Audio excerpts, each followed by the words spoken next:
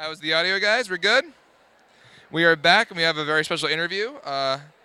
We're going to introduce him right now. Here we are. Esther Wojcicki, and I'm from Palo Alto, California. And let's see, what else would you like to know about me? What do you do? What gets you in the ed tech game? Why are you here at NAC 2009? Well, I'm here because I'm a journalism teacher, for one, and I have a very large high school journalism program that includes a magazine or a couple of magazines, online, television, and a newspaper. And so the whole program's based in technology. So we send everything on the web and input everything on the web, and we do everything. Without tech, we couldn't do it. And so I'm very interested in that, and I do a few other things as well. Um, I've heard that you were a writer on the Huffington Post. Is that right? What were you writing about while there? Well, I am a writer on the Huffington Post at the present time, and I just wrote about Malcolm Gladwell and his speech last night. And I thought he did a great job, and I was quite impressed. And I like the idea of allowing students to have the freedom to fail. And so one of the things that I thought about last night when I was thinking about what he said is in my program, my students have a lot of freedom to fail. However, they're not humiliated. So, for example, they write and rewrite until they get an A. So they never get any grade in between. They just keep rewriting. And as a result, there's a lot of kids that want to take it because they're not afraid of failing, because there is no failure.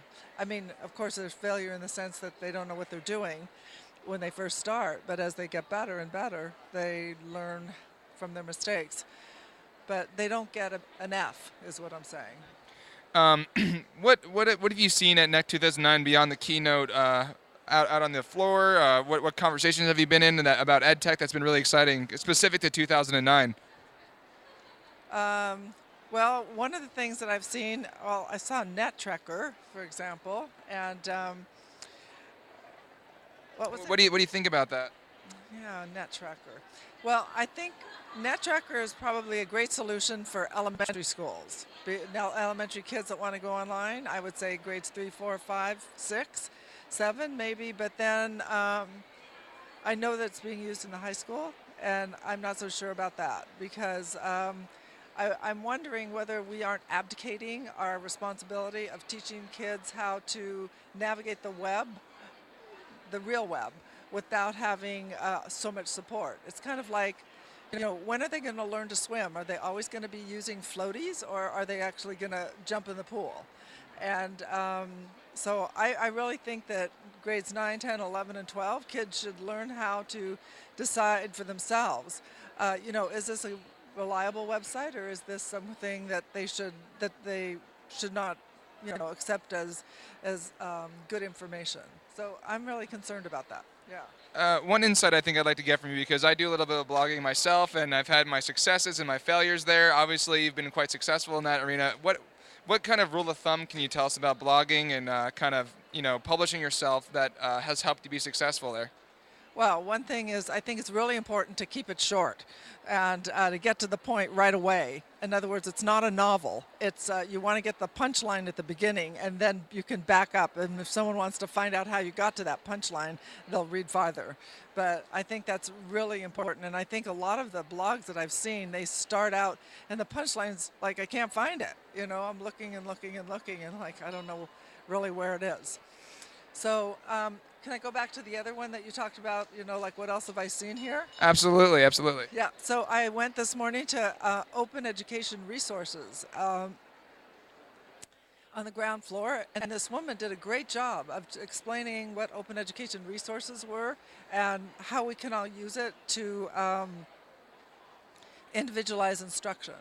And so Open Education Resources, I don't know if a lot of people know what that is. I personally don't. I think the viewers would love to learn a little more about that. So Open Education and Resources, and it's called OER. They're basically resources that you can use freely and share freely. You don't have to go and ask somebody for permission. And the thing that's great about it is that you really can, gives permission in advance. That's Creative Commons license. Do you know what that is? Yeah, I have a sticker on my laptop over there, Creative Commons.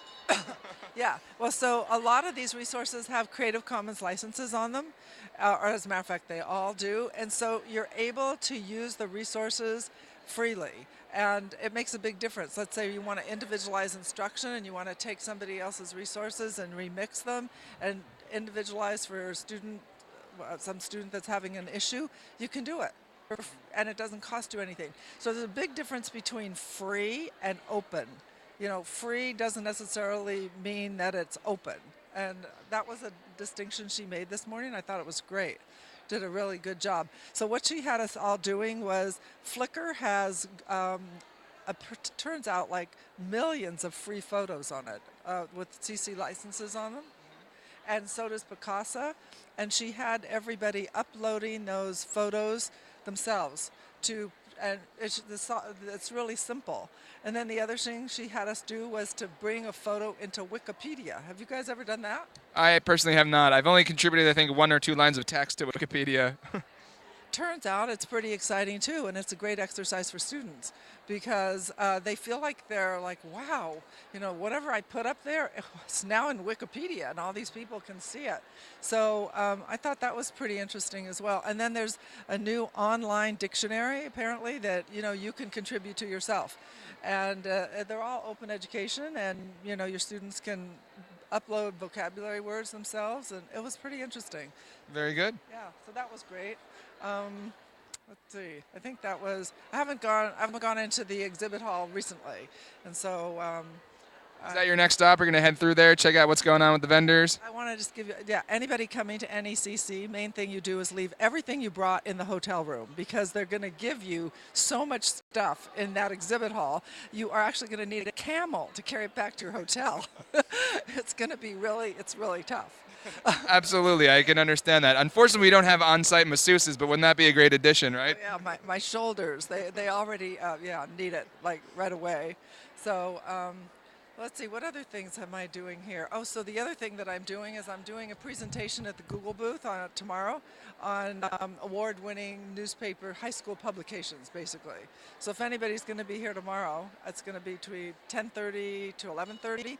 And it turns out at the Google booth they have all these great presentations on all different aspects of Google and all kinds of other open educational resources as well. Very cool. Well, thank you so much. That was a great interview, and I'm sure we'll be seeing more of you at the conference. Yeah, well, thank you. It was a pleasure. Absolutely, Pleasure absolutely. to meet you. Anytime you want to come check out the video or talk to our audience, just head over to isteconnects.org. We have a chat open right now, and they're all probably talking about this interview. Well, it's very relaxed, so I'll... Yeah, are we relaxed? We're relaxed. It's a great group.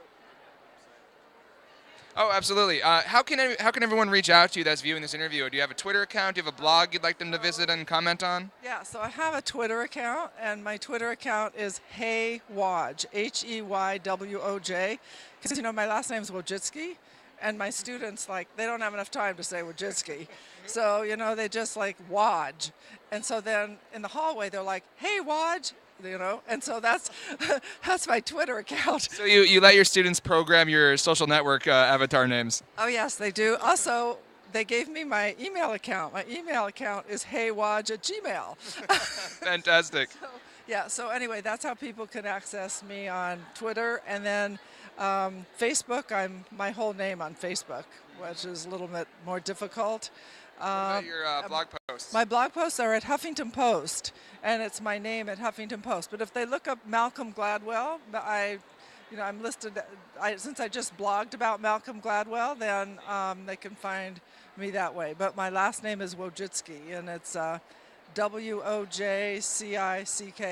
So kind of long and complicated.